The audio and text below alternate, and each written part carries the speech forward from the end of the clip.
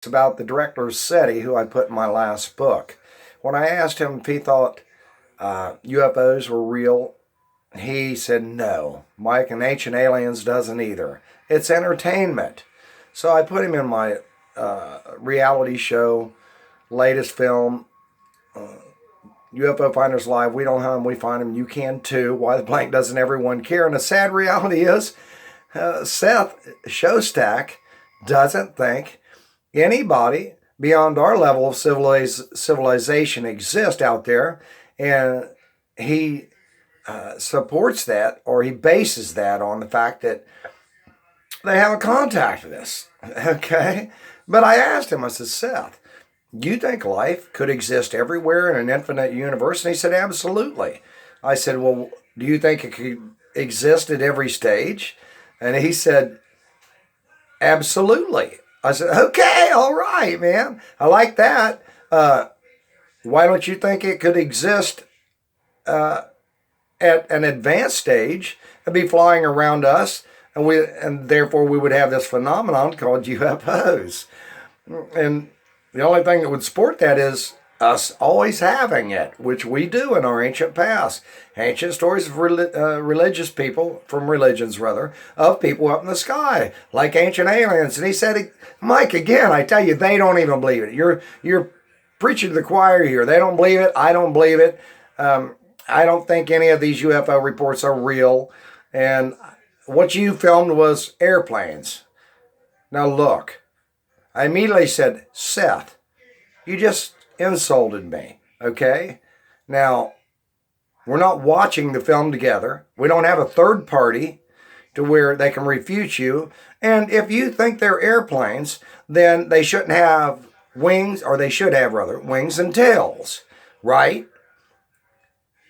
He said, well, that's just your opinion. It could be a dot if it's high enough up in the sky. I said, what about the ones that aren't high enough in the sky? Now, look, Seth, you know what?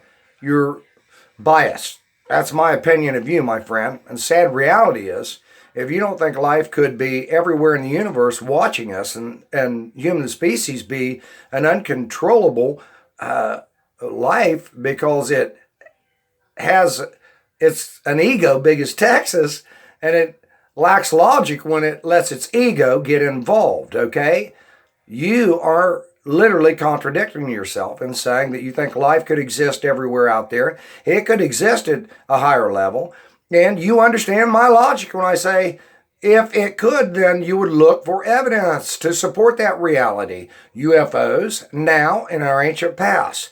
2 stories of people in the sky everywhere. 3 stories of them creating us. 4 stories of them creating us, and we're bad, uncontrollable. And this mystery would exist for that reason, because they're real flesh and blood space travelers, space dwellers too. You know what? Listen, he just kept getting more insulting about all of my evidence was crap. I've gone through this for 20 years. I don't care anymore about them agreeing with me. Okay, I care about them. I care about Seth, every living thing. But the bottom line is, I don't care about their opinions anymore. It's not supported by matching evidence, and it even lacks logic. So, Seth Shostak, how dare you to be mean toward me?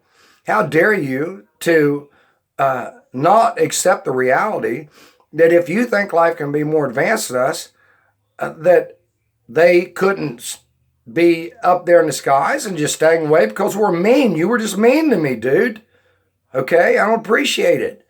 You're not asking me for my forgiveness, and you never will, because you're a mean guy. And you're not looking for life up there in the universe. And that's the reality. You don't look for UFOs. I offered to come out and bring you money and pay you for your time. I offered to come to you and show you them. And I would spend the rest of my life to do that, because I can find them. UFO finders can find them. We sent you videos, it doesn't matter. We sent you ancient evidence of them from my books and from archives. It's not my books, but I put them in my books. It's not my evidence. It's the evidence for everybody to see. The Owl Man of Nazca, Peru. For God's sakes, people, it looks like a crude drawing of an alien pointing at the sky. Just what I'm saying. I can't help the ancient aliens does injustice by saying that It's an ancient astronaut. I don't see a lion underneath its neck wearing a helmet. But yet they say it's a helmet. And look, I'm an artist. It's a crude drawing of a primitive freaking alien, man, with a big head.